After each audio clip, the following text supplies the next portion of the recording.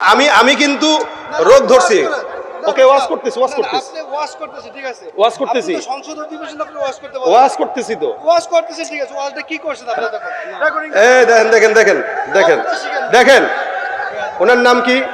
আমার নাম যাই হোক, হ্যাঁ আমার নাম আপনি হাসান আহমদ। আমি আচ্ছা, মুসলমান সমাজের কিছু মানুষ মনে করে কোরআনে মনে হয় জান্নাত জাহান্নামের কথাই আছে, রাজনীতির কথা নাই। কিন্তু আল্লাহর কোরআনটা এমন একটা কোরআন, যেই কোরআনে সংসার থেকে শুরু করে সংসদ কিভাবে চলবে সব উল্লেখ আছে না নাই? সব কিছু টোটাল জীবন ব্যবস্থা, এটা টোটাল জীবন ব্যবস্থা এটা। এই কারণেই তো আল্লাহ পাক নবী করিম সাল্লাল্লাহু আলাইহি সাল্লামকে জানিয়ে দিয়েছেন, আল ইয়াউমা আকমালতু লাকুম দীনাকুম ওয়া আতমামতু আলাইকুম নি'মাতি ওয়া রাদিতু লাকুমুল ইসলাম দীনা। সব পূর্ণ করে দিয়েছি আমি দিনকে। দিনের ভিতরে এমন কোনো কিছু নাই যেটা নাই, সবকিছু এটার ভিতরে আছে। অর্থাৎ এটা কেউ ঘরে রাখবে তো ঘর শান্তি, কেউ সংসদে রাখবে তো সংসদ শান্তি। সংসদে তো এটা চলে না। যারা এই কথা বলে তারা মুসলমানের বাচ্চা হতে পারে না। এদের দিমাগ নষ্ট, এদের সমাজ নষ্ট, এদের রাজনীতি নষ্ট, যার কারণে বাংলাদেশে যত রাজনীতি চলে সব রাজনীতি নোংরা রাজনীতি। এজন্য ভাইরা আমার, কোরআন সব কোরআনে আছে, ঠিক আছে, সব কোরআনে আছে, ওয়াজ করেন, ওয়াজই চলতেছে, ওয়াজই চলতেছে, সাংঘর্ষিক কোনো ওয়াজ করার দরকার কোনো সাংঘর্ষিক না। আপনি ওয়াজ করেন, আপনি শুনেন, রাজনৈতিক বক্তব্য শুনেন না, শুনেন। না, আমি শুনতেছি তো, শুনেন। রেকর্ডিংটা আমি আচ্ছা আপনার এ দেখেন, আপনি ওয়াজ করেন। আমি কিন্তু না, রোগ আপনি ধরছি। ওয়াজ করেন। না, ওকে ওয়াজ করতেছি, ওয়াজ না, করতেছি, আপনি ওয়াজ করতেছেন, ঠিক আছে, ওয়াজ করতেছি, আপনি তো সংসদ অধিবেশনে আপনি ওয়াজ করতে বলেন। ওয়াজ করতেছি তো। ওয়াজ করতেছেন, ঠিক আছে, ওয়াজটা কি করছেন আপনি তখন? রেকর্ডিং এই দেখেন ওনার নাম কি? আমার নাম যাই হোক, হ্যাঁ আমার নাম আপনি হাসান আহমদ। আমি এই আচ্ছা, না, আপনি এভাবে কথা শোনেন, এই না আপনি রাজনৈতিক ব্যক্তিকে ভাই, আসছে, এই শুনুন। আপনি কেন এই কথাগুলো শোনেন, বলেন? শোনেন, আমি এই জায়গায় রাজনৈতিক ব্যক্তি কে আসছে? আপনি কথা এই শুনেন, কথাগুলো বলতেছেন আপনি কেন? কথা শুনেন। না, আমি আপনার কথা শুনবো না, কথা আমি শুনুন। আপনার কথা শুনতে প্রস্তুত না। আচ্ছা। আমি কি রাজনৈতিক বক্তব্য আচ্ছা, বলতে ঠিক আছে, পারছি? ঠিক আছে, ঠিক আছে। আমি রাজনৈতিক কথা বলছি। এই ভাই শুনেন, আসুন বসুন। আপনি চিনেন, আপনি কথা বলবেন না। এই শুনেন না, শুনুন। রাজনৈতিক কোনো ব্যক্তি আসে না, আপনি কোনো শুনুন। কথা বলছেন, শিক্ষা নেন না। আমি আমার আপনি আমার কথা হচ্ছে আলেমদেরকে শিক্ষা দিতে না, না। শিক্ষা দিবেন আপনি। রাজনৈতিক ব্যক্তি এসে আসছে, তা আপনি কেন এভাবে আসছেন? শেষটা শুনেন। না, শেষটা পরে করেন আপনি। শেষটা শুনেন। না, আপনি শেষ তো পরে শুনবেন। আচ্ছা, দেখেন। এই যে কোনো রাজনৈতিক ব্যক্তি আসে না। ভাই, ভুইয়া ভাই শুনেন। না, এই শুনেন, উনি ওনার কথা বলছে, আমি আমার কথা বলি, ঠিক আছে না? রাজনৈতিক কোনো আলোচনা এখানে কোন রাজনৈতিক নেতা আছে? তাইলে আপনি কেন নেতা আছে? নেতা নাই। আচ্ছা, আমি কি কাউরে ডাইরেক্ট বলছি? আপনি বলবেন কেন এটা? আমি বলছি কি, দেখেন, আমি বলছি হচ্ছে সংসদে যদি কোরআন না থাকে, এই ব্যাপারে কি আপনার কোন ভুইয়া ভাই, আপনার কোন দ্বিমত আছে? আমার দ্বিমত না, আপনি আসছেন, আপনি ওয়াজ শোনার জন্য আমি আসছি, ঠিক আছে? আপনি আমার কথার জবাবটা দেন। আমার কথা, আমি আপনার কথা জবাব দেওয়ার জন্য কথা বলছি, আমি ওয়াজ আচ্ছা। শোনার জন্য আসছি। আচ্ছা, এই কথাটা আমি সবাইকে বলতেছি। আপনি ওয়াজ শুনে দিয়ে আপনি সংসদ অধিবেশন শুরু এই জায়গাটা আমি শিখবো নাকি আপনার কাছে? আপনি শিখবেন তো, চুপ থাকলে শিখবেন। হবে ভাই। না আপনার কাছ তুমি থেকে চুপ আমরা থাকো, ইসলাম শিখবো না। তুমি চুপ থাকো। শোনেন, না ভুইয়া ভাই শুনেন। আচ্ছা, উনি মাহফিলে কিন্তু এই মাদ্রাসায় দান করছে না? সবচেয়ে বেশি দান করছে কিন্তু উনি, তাই না? আচ্ছা, টুপিও লাগাইছে আলহামদুলিল্লাহ, পাঞ্জাবিও পড়ছে আলহামদুলিল্লাহ, তার মানে ঈমান তো আছে নাকি? নামাজও পড়ে অবশ্যই, এলাকার একজন গণ্যমান্য ব্যক্তি, ঠিক না? আচ্ছা, উনি রাজনীতি করে না, আমিও বুঝলাম উনি রাজনীতি করে না। এখন যেই ভুল ধারণাটা ওনার যেটা আছে ওটা ভাঙানো দরকার। সেটা কি? না, আপনি শুনতে হবে। আরে আমার ভুলটা আমি আপনার সাথে গাড়িতে ওকে, ঠিক আছে, যান। আচ্ছা, চুপ থাকেন। আপনি গাড়িতে বসে আপনি শুনছেন, আমি তখন ভুল ভেঙে না। ওকে, ঠিক আছে, শোনেন না। না, আপনি আমার ভুল মানে ঠিক আছে। খালি আরেকটা কথা শুনেন ভাই, শুনেন। একটা জিনিস আপনারা আমার কাছে বলেন, এই বাংলাদেশে কোরআন এটার ব্যাপারে, এই আগেই বলছি যেটা, এটার ব্যাপারে কোনো প্রকার সন্দেহ আছে আপনাদের মনে হয়?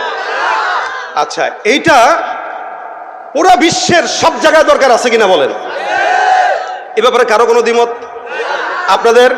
না। তার মানে কোরআনটা ঘরে হোক বাহিরে হোক, যেই জায়গায় হোক, যেখানে কোরআন থাকবে না ওই জায়গাটা কম দামি হবে, তাই না? আমার দাম কেন? শুধুমাত্র কোরআনের কারণে। এবং একটা মুসলমান, সে যদি হাফেজও না হয়, আলেমও না হয়, ওলামা একরামও না হয়, সে যদি কোরআন পড়ে এই কোরআন পড়ার কারণে তার জিহ্বা দামি হয়ে যায়, ঠিক না? এখন কেউ যদি বাজারে যায়ও কোরআনের কথা বলে, ওই বাজারটাও দামি হয়। আমি আগেও বলছি আপনাকে, একটা বাজারে যদি কোরআনের মজমা হয়, ওই বাজারটা কি হয়? দামি হয়। এখন আমাদের দেশের মূল ভুল যেগুলা হয়, মানুষ মনে করে কোরআনে শুধুমাত্র, আমি আগেও বলেছি একবার, মানুষ মনে করে কোরআনে শুধু জান্নাত, জাহান্নাম, নামাজ, রোজা, দান, সাদকা এগুলোই আছে, আর কিচ্ছু নাই। অথচ কোরআন পরিপূর্ণ জীবন বিধান, কোরআন পরিপূর্ণ জীবন বিধান। এই পরিপূর্ণ জীবন বিধানের ব্যাপারে কারো যদি বিন্দু মাত্র কোনো সন্দেহ থাকে যে এই পরিপূর্ণ জীবন বিধানে মনে হয় হয়তো এটা নাই, হয়তো ওইটা নাই, হয়তো ওইটা নাই, তাহলেই ইমানের ভিতরে খতরা চলে আসবে। কারো যদি এটা সন্দেহ থাকে যে এই পরিপূর্ণ জীবন বিধানে এটা নাই, ওইটা নাই, এটা নাই, তাহলে ইমানের ভিতরে কি চলে আসবে? খতরা চলে আসবে। ইমানের ভিতরে খতরা চলে আসবে মানে কি জানেন? আপনার ইমান দুর্বল। এখন কোরআন ভুল না, আমরা ভুল, আমার জ্ঞানের ভুল, আপনার জ্ঞানের ভুল, কিন্তু কোরআন যেখানে আছে এই জায়গাটা সঠিক। এই কারণে আপনারা মাদ্রাসা দিয়েছেন, মাদ্রাসায় দ্বীনি শিক্ষা হইতেছে, মাদ্রাসায় কোরআন শিখাইতেছেন। এখানে কি হবে? বান্দা কি করবে না করবে ফাতিহা থেকে নিয়ে নাস পর্যন্ত। আমি আগেই বলেছি, হেডলাইট যেটা জ্বালানো থাকে এটা নিভায় থাকবে, তা আমি অন্ধ হয়ে যাব। অন্ধ যখন হব আমি বুঝবো না কোন পথে যাচ্ছি, বুঝবো না কোনটা সঠিক, বুঝবো না কোনটা বেঠিক। আর যখন হেডলাইটটা জ্বালানো থাকবে তখন আমি বুঝবো এটা সহি, ওইটা খারাপ, এটা ভুল, এটা এই। তাহলে কোরআনটা আমার জন্য কি হেদায়েত কি না বলেন তো? বাস এই জায়গাটা খালি হন। এখন ভাই বলেছে ওয়াজ করতে, আমি ওয়াজই করতেছি, খালি আপনারা আমলের নিয়তে শুনেন। আমি উনাকে আগে আপনাদের কাছে বলেছি, উনি মাদ্রাসায় সবচেয়ে বেশি দান করেছেন, সবচেয়ে বেশি উনি দান করছেন।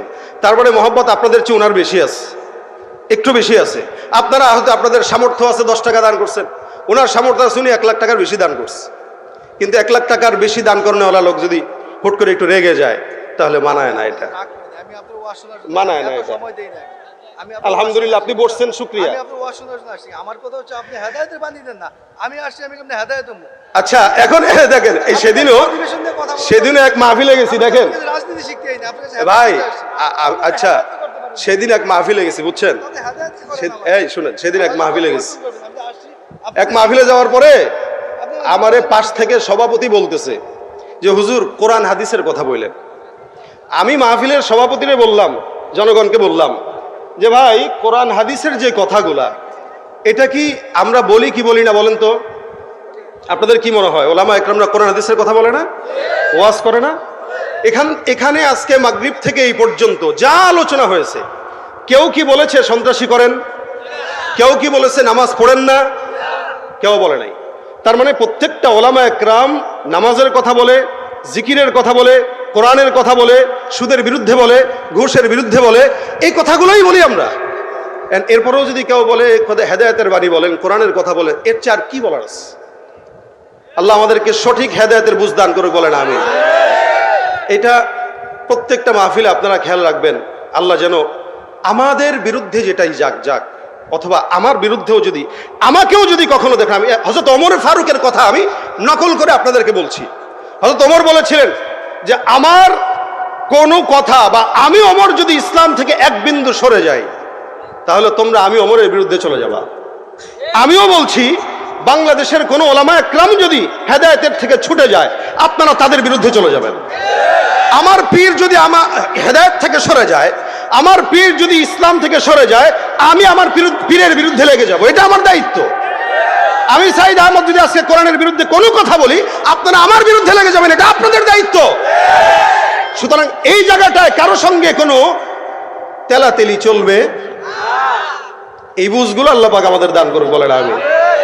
তাহলে দুইটা শিক্ষা আছে, একটা কোরআনের জাগতিক শিক্ষা, কোরআনের শিক্ষার একটা জাগতিক শিক্ষা। কোরআনের শিক্ষার কারণে মানুষ কেন দামি হয়? বলে কোরআন দামি এই কারণে দামি। আর কোরআনের শিক্ষা যদি কারো ভিতরে থাকে তাহলে কি হয়? যেমন মনে করেন যার ভিতরে কোরআন আছে এই লোকটা যদি 7 বছরও হয়, দেখবেন 7 বছর হইলে, 7 বছর হইছে মাত্র শিখতেছে, তখনও তাকে মানুষ হাফেজ সাহেব বলে। কেন বলে? ও কোরআন শিখতেছে, সম্মান বেড়ে গেছে। এবার কোরআন শিখা শেষ, হাফেজ সাহেব মাওলানা শুরু করছে, মাওলানা বলা শুরু করে দেয়। মুফতি পড়ে নাই, মুফতি সাহেব ডাকা শুরু করে দেয়। কোরআনের এলেম এমন একটা জিনিস, এটা মানুষের ভিতরে যত গভীরভাবে ঢুকে তত মানুষের সম্মান বাড়ে। কোরআনের এলেম এমন একটা জিনিস যেটা যত সময় যায় তত গভীরতা বাড়ে। কোরআনের এলেম এমন একটা জিনিস, যত জ্ঞান বাড়বে বন্ধু তত বাড়বে।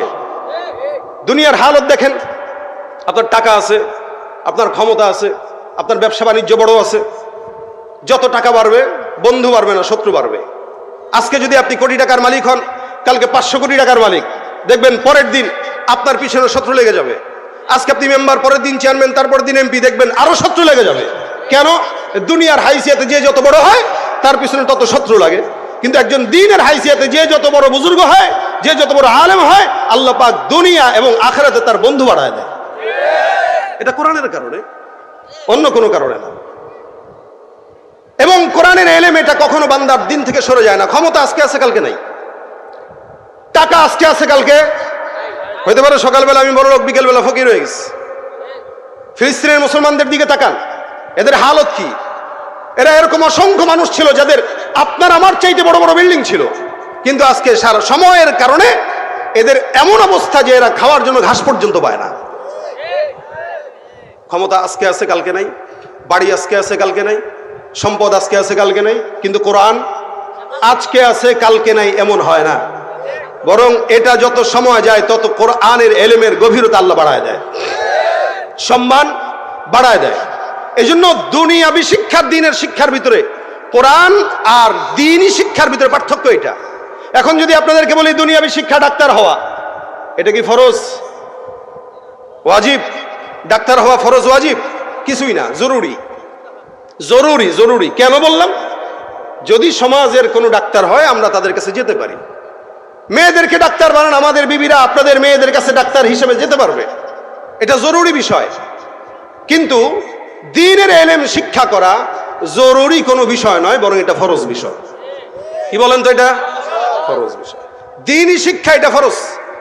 যেমন আমার জামা পরা এটা জরুরি বিষয়, কেউ চাইলে জামাও পড়তে পারে, কেউ চাইলে গেঞ্জিও পড়তে পারে, কিন্তু না পড়লেও চলে।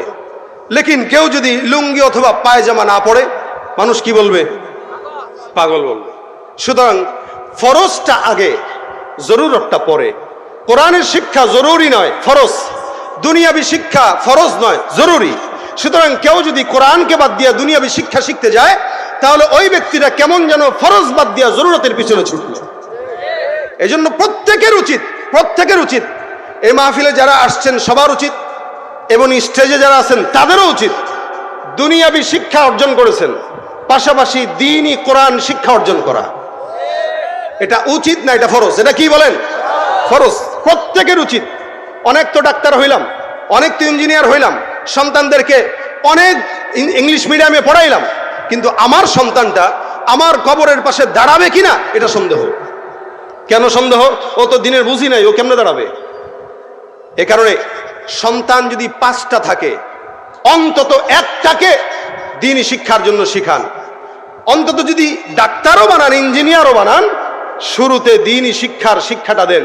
ইনশাআল্লাহ ডাক্তার হইলেও কসায়ের মতো মানুষকে জবাই করবে না। ইঞ্জিনিয়ার হবে কিন্তু রডের পরিবর্তে রোডঘাটে বাঁশ দিবে না। কেন? তার ভিতরে দ্বীনি কিছু ভয় আছে। এই দ্বীনি ভয়ের কারণে সে দুনিয়ার হালতে থাকলেও দ্বীনি পরিবেশে থাকবে, দ্বীনের কথা বলবে, দ্বীনের পথে চলবে। এটা হলো দ্বীন আর দুনিয়ার শিক্ষার ভিতরে পার্থক্য। এই কারণে আপনাদের কাছে আমার আবেদন, যেহেতু মাদ্রাসা এখানে আছে, আপনাদের উচিত কি, যারা স্কুলে পড়েন, কলেজে পড়েন, ভার্সিটিতে পড়েন, ব্যবসা বাণিজ্য করেন, আপনাদের প্রত্যেকের উচিত এটাই যে আপনারা আজকে থেকে নিয়ত করেন, মাদ্রাসায় প্রত্যেক দিন কমাস কম আধা ঘন্টা সময় আপনারা দিবেন। যে সময়টা আপনারা কোরআন শিখবেন, সেটা 10 মিনিট হোক, 20 মিনিট হোক, 1 ঘন্টা হোক। আপনার ছেলেকে শিখান, বিবিকে শিখান। এই দেশের এমন কোনো আলেম নাই যারা আপনারা শিখতে চাবেন শিখাবে না, এটা হইতে পারে না। ওলামা একরাম নির্দ্বিধা শিখাবে। একমাত্র বাংলাদেশে ওলামা একরাম যারা নিজের ক্ষতি হইলেও দ্বীনের জন্য লেগে থাকে। বর্তমান সময়ে অটোরিকশা যারা চালায়, এরাও মাস শেষে 30,000 টাকা বেতন, 30,000 টাকা কামাইতে পারে। কিন্তু একটা আলেম কত টাকা বেতন দেন আপনারা? মাদ্রাসার শিক্ষককে কয় টাকা বেতন দেন? এরপরেও এরা কিন্তু কোশ্চিন কালেও আপনাদেরকে শিখতে চাইলে না করবে না, বরং ফ্রি শিক্ষা শিখাবে। সুতরাং আপনি আমি হয়তো টাকা দিয়ে খেদমত করতে পারবো, কিন্তু তাদের মতো জান আর মাল কোরবানকে সারা জিন্দগি ভর কোরআনের পিছনে লেগে থাকার মতো মেহনত আমাদের হয়তো হবে না। এই কারণে প্রত্যেককে আমি আবেদন করি, কোরআনের এই শিক্ষা আপনার ছেলেকে মাদ্রাসায় দেন। যদি না দিতে পারেন, প্রত্যেক দিন 5 মিনিট, 10 মিনিট, 15 মিনিট, 20 মিনিট করে মাদ্রাসায় আপনার বাচ্চাদেরকে পাঠান, অন্তত শিখুক, দিন শিক্ষা শিখুক। এখানে আপনার স্কুলের ছেলের পড়ে, তাকে শিখায় দেন। যারা ব্যবসা বাণিজ্য করতেছেন, সারা জিন্দগি শিখতে পারেন নাই, কিয়ামতের ময়দানে আল্লাহ পাক রব্বুল আলামিনের হাবিব বলেন, কেউ যদি কোরআন শিখেও সে যদি জবান এলোমেলো করে পড়ে, অর্থাৎ পড়তে পারে না, ভুল ভুল পড়ে, এই ভুল পড়লেও প্রত্যেকটা অক্ষরের বিনিময়ে আল্লাহ পাক তাকে 10টা করে নেকি দান করবেন। এটা কোরআনের ফয়সালা, এটা কোরআনের মুজিজা। এজন্য আমরা কোরআন শিখতে চাইতো, ইনশাআল্লাহ প্রত্যেকে চাইতো কোরআন শিখব, কোরআন বুঝবো এবং কোরআন অনুযায়ী আমল করব। আল্লাহ পাক সে আমল করার তৌফিক দান করুন, বলেন আমিন। ভাইরা আমার, আল্লাহ পাক রব্বুল আলামিন আপনাকে আমাকে দামি যেহেতু বানিয়ে দিয়েছেন, এই কারণে দামি একটা গ্রন্থ দিয়ে দিয়েছেন। দামি বান্দা যে কোনো জিনিস পড়েই কিন্তু জান্নাতে যেতে পারবে না, যার কারণে আল্লাহ পাক রব্বুল আলামিন এই বান্দার চলাচল কেমন হবে, যেহেতু বান্দা দামি, যে কোনো পথে বান্দা চললে বিপদগামী হওয়ার সম্ভাবনা আছে, যে কোনো রাস্তায় বান্দা গেলে বিপদগামী হওয়ার সম্ভাবনা আছে, যার কারণে আল্লাহ পাক রব্বুল আলামিন পবিত্র কোরআনকে আপনার আমার জন্য দিয়েছেন। বান্দা তুমি কেমনে চলবা, কেমনে ঘুমাবা, কেমনে রাষ্ট্র পরিচালনা করবা, কেমনে রাজনীতি করবা। এ মুসলমান সমাজের কিছু মানুষ মনে করে কোরআনে মনে হয় জান্নাত জাহান্নামের কথাই আছে, রাজনীতির কথা নাই। কিন্তু আল্লাহর কোরআনটা এমন একটা কোরআন, যেই কোরআনে সংসার থেকে শুরু করে সংসদ কিভাবে চলবে সব উল্লেখ আছে না নাই? সব কিছু টোটাল জীবন ব্যবস্থা, এটা টোটাল জীবন ব্যবস্থা এটা। এই কারণেই তো আল্লাহ পাক নবী করিম সাল্লাল্লাহু আলাইহি সাল্লামকে জানিয়ে দিয়েছেন, আল ইয়াউমা আকমালতু লাকুম দীনাকুম ওয়া আতমামতু আলাইকুম নি'মাতি ওয়া রাদিতু লাকুমুল ইসলাম দীনা। সব পূর্ণ করে দিয়েছি আমি দিনকে। দিনের ভিতরে এমন কোনো কিছু নাই যেটা নাই, সব কিছু এটার ভিতরে আছে। অর্থাৎ এটা কেউ ঘরে রাখবে তো ঘর শান্তি, কেউ সংসদে রাখবে তো সংসদ শান্তি। কথা বলেন ঠিক কিনা?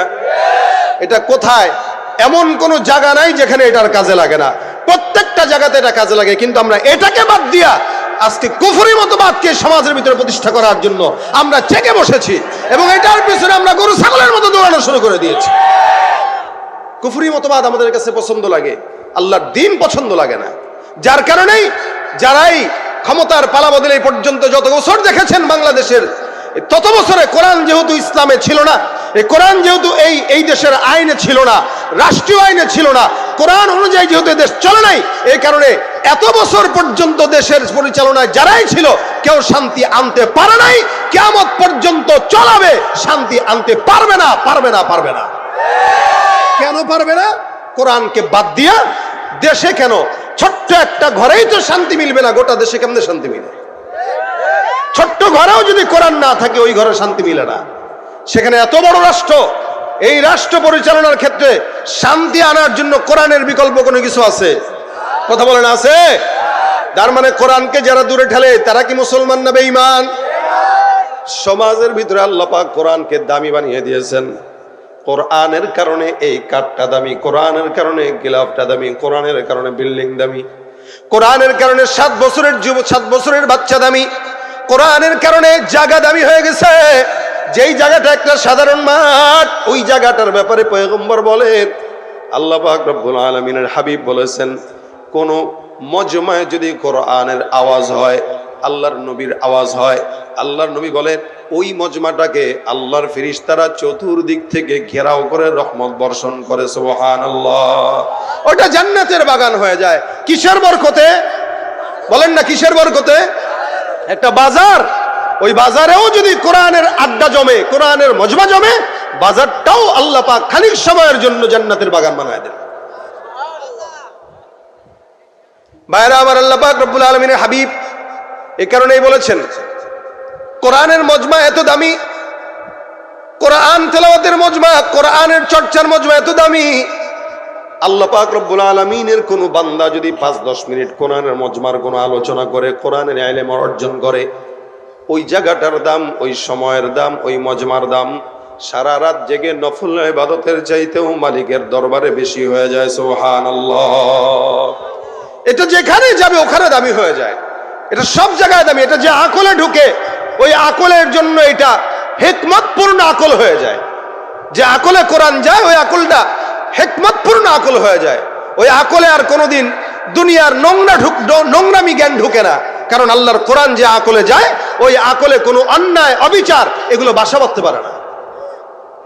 এই জন্য আল্লাহ পাক রব্বুল আলামিনের হাবিব বলেছেন এটা বান্দার আকলের জন্য একটা হাকিম, এটা বান্দার আকলের জন্য খাবার, এটা বান্দার আকলের খোরাক। যে আকলের মধ্যে কোরআন নাই, খোরাক ছাড়া বান্দা যেরকম অসুস্থ হয়ে যায়, কোনো আকলে কোনো দেমাগে যখন কোরআন না ঢোকে ওই দেমাগটা অসুস্থ হয়ে যায়। আমাদের সমাজে যারা অধিকাংশ রাজনীতিবিদরা আছে এদের দেমাগে কোরআন না থাকার কারণে তাদের দেমাগটাও অসুস্থ, যার কারণে সমাজে চুরি ডাকাতি সন্ত্রাসী বেশি। ঠিক কিনা জোরে বলে? কোরআন দিয়া যদি সমাজ পরিচালনা হতো, চুরিও বন্ধ হতো, সন্ত্রাসীও বন্ধ হতো, দুর্নীতিও বন্ধ হতো, চাঁদাবাজও বন্ধ হয়ে যেত। কথা বলে না? এই কথার সাথে দ্বিমত আছে আপনাদের? যারা এই পর্যন্ত চালিয়ে এসেছে আমরা দেখেছি, কোরআন ছাড়া চালিয়েছে, কেউ শান্তি দিতে পারে নাই। আগামীতেও যদি কেউ চালায় শান্তি দিতে পারবে না কিয়ামত পর্যন্ত। আমি আপনাদেরকে সময় দিয়ে দিলাম। যাদের হাতে যায় ক্ষমতা দেশ যেন বাপের ভিটা, রাখতে চেয়ার শুরু করে বিদেশিদের পাচাটা। যাদের হাতে যায় ক্ষমতা দেশ যেন বাপের ভিটা, রাখতে চেয়ার শুরু করে বিদেশিদের পাচাটা। বিদেশিদের কথা মতো চালায় ওরা নিজের দেশ, দেখতে দেখতে গোল্লায় গেল আমার সোনার বাংলাদেশ। মুসলমানের দেশটা মোদের আছে খাতা কলমে, দোষের দোষী যে বাজারে শাস্তি পায় যে আলেমে। কেন জানেন? আলেমরাই কোরআন মানে। এ কারণে যত অপরাধ এদের উপর দিয়েই দেয়, আবার স্ক্রিপ্ট সাজায় সাজায় নাটক বানায়, আমাদেরকে বুঝায়। গাজীপুরের ঘটনা দেখে আমরা সেটাই বুঝতে পারছি। আজকে বাংলাদেশের মানুষেরা যা আছেন মনে রাখবেন, এই কোরআনকে যতদিন পর্যন্ত বুকে ধারণ না করবেন, আল্লাহর কসম, কোরআনকে অবমাননার কারণে আপনি না শান্তি পাবেন, না আপনার পরিবার শান্তি পাবে, না আপনার দেশের মানুষ শান্তি পাবে। এটা শান্তির একটা ঠিকানা পায়রা, এটা যেখানে গেছে ওই জায়গা শান্তির জায়গা করে দিয়েছে। এই জন্য একটা গিলাফের পর্যন্ত দাম হয় কোরআনের নিসবতে। সামান্য একটা 20 টাকা 50 টাকার কাপড়ের গিলাফ, এই গিলাফটার দাম কোনো হয় না যতক্ষণ পর্যন্ত কোরআনের সঙ্গে না মিলে। কিন্তু গিলাফ যখন বানানো হয়, এটা যখন পায়ে লাগে বান্দারা চুমু খায়। ব্যাপারটা বুঝতাম না, এত ছোট্ট একটা কাপড়ের টুকরা, এতক্ষণ পর্যন্ত তোমরা চুমু খাও নাই, এখন কেন চুমু খাও? তার মানে কোরআনের সংস্রবের কারণে এটার দাম বেড়ে গেছে না কমে গেছে? হাফেজে কোরআনের দাম শুধু কোরআনের সংস্রবের কারণে হয়। একটা মানুষের গায়ের সঙ্গে যদি কারো পা লেগে যায়, পা লাগলে সালাম দেয় কি দেয় না? কখনো দেয়, কখনো দেয় না। আর যদি হাফেজে কোরআনের গায়ে পা লেগে যায় 10 বার সালাম দেয়, কারণ এই ছেলেটা হাফেজে কোরআন। এই মুসলমান, এই কারণে কোরআনটা যেই দিলে থাকে ওই দিলটা আল্লাহ দামি বানায় দেয়। কোরআনটা যেই ঘরে থাকে ওই ঘরটা দামি হয়ে যায়। আল্লাহ পাক বলেন এটা এমন একটা কিতাব যেই কিতাবে আয়াতের শুরু থেকে শেষ পর্যন্ত একটা জায়গাতেও কোনো ভুল সন্দেহ প্রকাশ করা যাবে না। যালিকাল কিতাব লা রাইবা ফীহি হুদাল লিল মুত্তাকিন। কথা দুইটা, একটা হলো এখানে কোনো সন্দেহ নাই, 2 নাম্বার এটা মুত্তাকিদের জন্য একটা সুন্দর পথের দিশা। আপনি কোন পথে চলবেন? গাড়িতে রাত্রেবেলা আমরা যখন চলি, হেডলাইট ছাড়া গাড়ি চললে অ্যাক্সিডেন্ট হবে কি? হ্যাঁ, 100% না? নাকি এক বিন্দু সন্দেহ আছে? যেই গাড়িতে হেডলাইট নাই ওইটা 100% অ্যাক্সিডেন্ট হওয়ার সম্ভাবনা আছে। ও যতক্ষণ চলে তার নিজের চোখের যোগ্যতায় চলে না, হেডলাইটের যোগ্যতায় চলে। হেডলাইট যদি না থাকে চোখ দিয়ে দেখবেন, লাইট আছে, আলো আছে, যত দূর চোখ যায় ড্রাইভার তত দূর চলতে পারে। অর্থাৎ কত দূর? ঢাকা থেকে কক্সবাজার রওনা দিবে, কক্সবাজার পর্যন্ত গাড়ির হেডলাইটটা কাজ করে, তার মানে এই রাতের অন্ধকারে ড্রাইভারটা কক্সবাজার পর্যন্ত চলে যায়। ওই গাড়ির হেডলাইট ওই ড্রাইভারের জন্য পথ প্রদর্শক। ঠিক তেমনি ভাবে ইমানদার অন্ধকারের ভিতরে থাকবে। আল্লাহ পাক কোরআনের হেডলাইট সামনে জ্বালায় দিয়েছেন। এই হেডলাইট যতক্ষণ থাকবে কোনো ইমানদার কোনোদিন বিপদগামী হতে পারে না, হবেও না। কারণ হেডলাইট সামনে আছে, হেডলাইট সামনে জ্বালানো আছে।